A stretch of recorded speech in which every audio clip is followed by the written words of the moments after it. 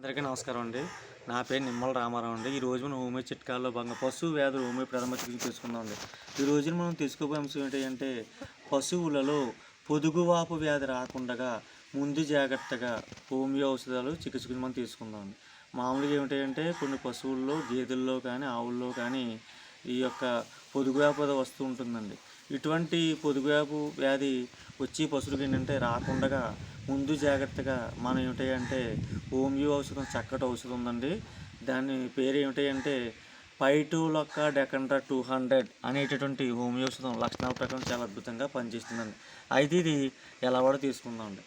మనం మామూలుగా ఏంటంటే ఈ యొక్క పశువుకి పొదుగువ్యాధి రాకుండా ఉండకుండా ఉండడానికి ముందు జాగ్రత్తగా పైటూలొక్క డెకండ్రా 30 మీరు ఏం చేస్తారంటే 1 గ్రామ్ క్వాంటిటీ పిలుసు మీకు స్థానిక హోమియో షాప్ దగ్గర తెచ్చుకుని మీరు ఏం చేస్తారంటే నెలకొక్కసారి ఉదయం పైటూలొక్క డెకండ్రా 30 ఉదయం 10 మాత్రలు సాయంత్రం 10 మాత్రలు ఈ రకంగా రోజుకి 2 మోతాదులు వరుస 3 రోజులు వాడాలండి. మళ్ళీ దీన్ని దూరంగా పక్కన అట్టే పెట్టేవాళ్ళండి.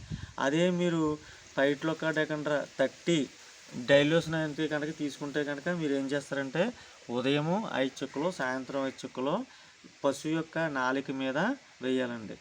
రోజుకి ఉదయం సాయంత్రం రోజుకి 2 సార్లు వరుస 3 రోజులు వాడాలండి. ఈ రెండింటి విధానాలు ఏదో ఒక విధానం అనుసరించండి.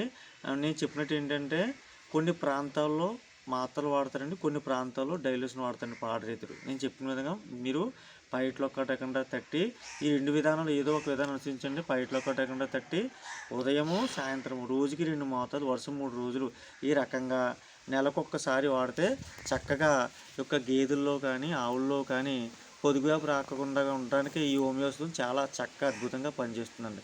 అయితే లక్షణాల ప్రకారం ఈ ఔషధాన్ని వాడి చక్కగా ఈ ఔషధాన్ని వాడి చక్కగా మనం పొదుగువ్యాధి రాకుండా మనం చేయవచ్చండి.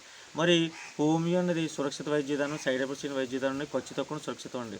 మరి లక్షణాల ప్రకారం వాడాలండి. అయితే ఈ హోమియో మందులు ఎప్పుడూ కూడా ఘాటు వాసన శుభ్రమైన ప్రదేశంలో చిన్నపిల్లలు దూరంగా ఉండాలండి. మరి ఈ హోమియో అనేది చక్కగా పాడైతే హోమియో పశు ప్రథమ చికిత్సలు వాడుకుని సత్ఫలితాలు పొందుతారని నేను ఆశిస్తున్నానండి. మరి ప్రతి పాడరైతు పశుపోషకుడు డైరీ నిర్వాహకుడు కూడా నా హోమియో చిట్కాలు అనే యూట్యూబ్ ఛానల్ని సబ్స్క్రైబ్ చేస్తారు, లైక్ చేస్తారని, షేర్ చేస్తారు మనస్ఫూర్తిగా కోరుకుంటూ సెలవు తీసుకుంటున్నాను. ధన్యవాదములండి.